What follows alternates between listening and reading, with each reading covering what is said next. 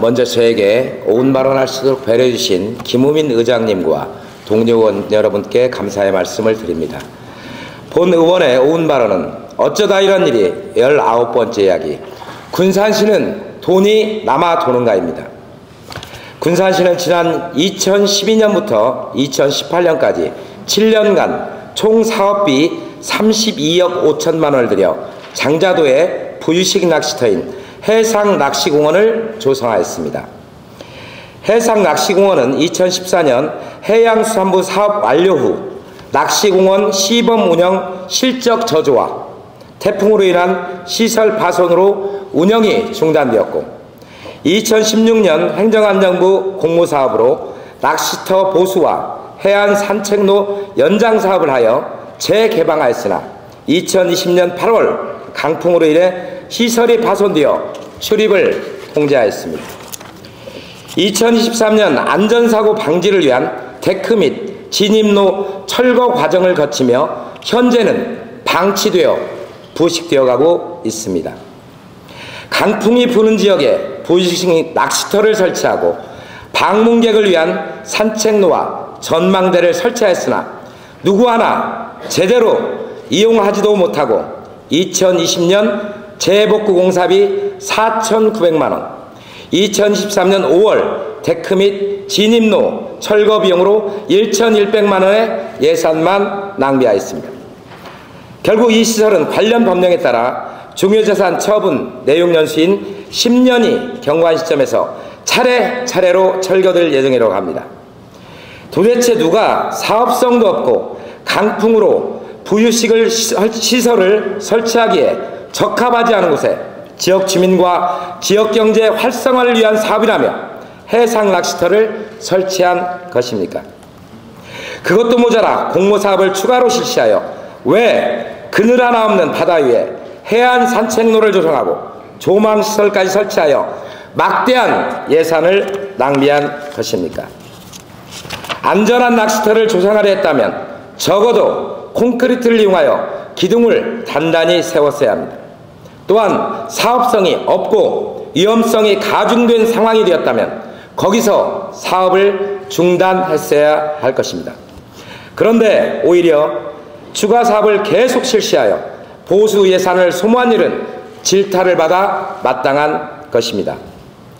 이런 예산 낭비 사례가 여기에 그치지 않습니다. 군산시는 2013년부터 2020년까지 총 사업비 1,237억 원을 들여 폐자원 에너지 자원화시설, 즉 소각시설, 재활용시설, 매립장 및 주민 편익시설을 완공하였습니다. 이 가운데 51억 원의 예산을 투자하여 주민 편익시설로 찜질방과 사우나 및 상가를 조성하였습니다. 시설 사용허가를 받은 2021년 2월부터 주민협의체에서 운영하기로 하였으나 운영협약을 제대로 체결하지도 않았고 코로나19 등 이유로 운영 자체가 이루어지지 않았습니다. 게다가 뿌옇게 먼지가 쌓여지는 공실 상태에서 시설에 문제가 발생하여 2022년 8월 누수, 의복 불량에 대한 시공사 하자 보수와 2023년 11월 누수로 인한 시공사 하자 보수를 실시하였고 기본적인 관리비만 연 3천만 원가량이 소요되고 있습니다. 51억 원의 예산을 들여 완공하고도 마땅한 운영 방안이 없어 3년 넘게 공실 상태로 방치하여 예산만 낭비하고 있는 것입니다. 소각장들 시설을 설치하며 지역 주민을 위해 건립된 주민 편익시설은 초기 에너지 활용 계획에 따른 위치도 아니고 주민들이 활용하기 편리한 위치도 아닌 새만금 컨벤션 센터 인근에 건설되었습니다.